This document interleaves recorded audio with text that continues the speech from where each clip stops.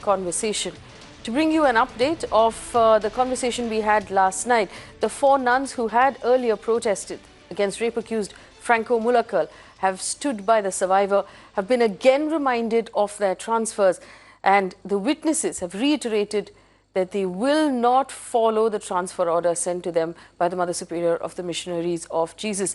Sister Anupama, one of the witnesses, has stated that she and the other witnesses intend to stay on in support of the survivor nun through her fight for justice against former Bishop Franco Mulakkal until the case is over. Take a look.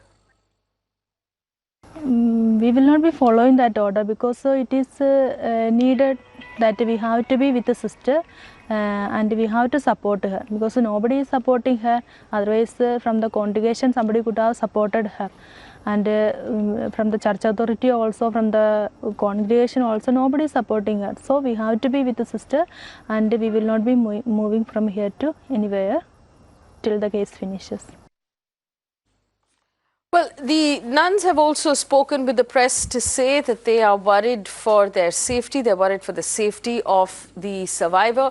And they're particularly worried about other things, like they're not being given enough medicines or money for medicines and other points of safety. Joining me right now, Sandhya Raju George is an advocate with the Kerala High Court, and Abraham Mathai, president of the Indian Christian Boys. Sandhya George has been in touch, Sandhya Raju has been in touch with these nuns for several months. Sandhya Raju, they've decided to dig in their heels and said that they're not going to follow these transfer orders. Are they concerned with their safety right now? What have you heard from these nuns? They are concerned, definitely they are concerned about their safety. They want some positive action. At least they're hoping that the state will do something for them to kind of continue staying in that place. This apprehension has been there from the very beginning. So, but they continue to remain there, and they continue to constantly look at the state to protect them.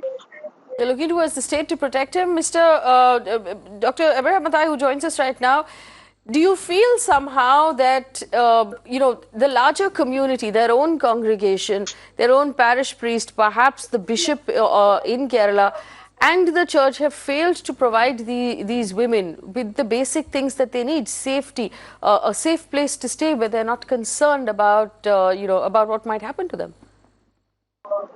See, Faye, the situation today in Kerala is that all the political parties that have a stake in the state will shy from taking a strong decision in favor of the nuns because they don't want to antagonize the church, whether it's the ruling government or the opposition, that's the Congress. So in such a situation, it is imperative that we approach the court, and the court should issue directions that these nuns should not be shifted from there, and they should be given adequate protection. Because unless there's an order from the court, then only I feel the state will intervene. Otherwise, the state will play politics in this because nobody wants to antagonize the 30 or 40% large Christian population of the state, which is going to go to the polls sometimes in April, May. So, therefore, in such a situation, I believe it is necessary that the state, that the court intervenes and passes directions.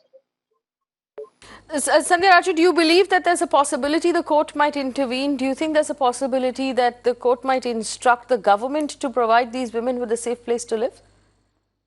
Yeah, actually, in our earlier petitions, when we had approached the court for a witness protection for these nuns, the court had said that they can approach the authorities, that is the police authorities, to give them that requisite protection. Now, as per the latest Supreme Court judgment, it is mandatory that it is kind of obligatory on the head of the police of that district and the district judge to kind of ensure if they apply. So they are in the process of going towards that, and the state will definitely provide. I mean, the courts will definitely direct this by feeling, and because there is a positive direction that they have to be protected.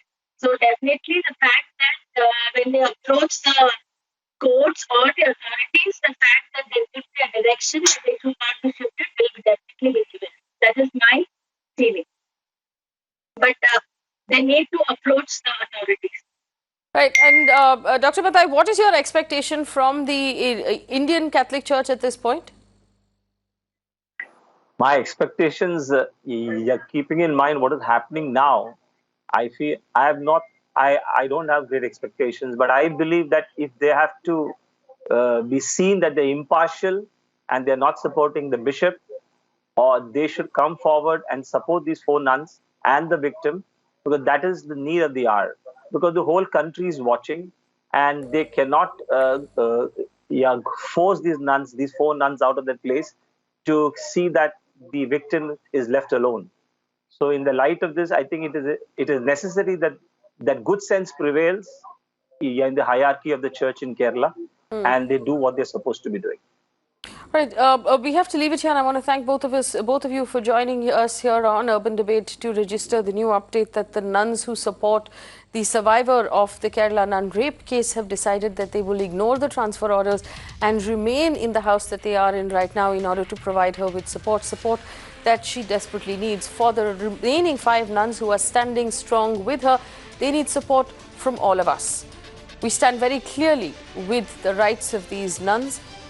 As witnesses, key witnesses in a case, they deserve not just protection, they deserve a safe place to live, and they deserve protection from the church, and they deserve protection from the state.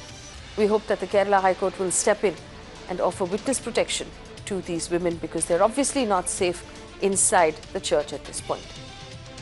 Thanks for watching.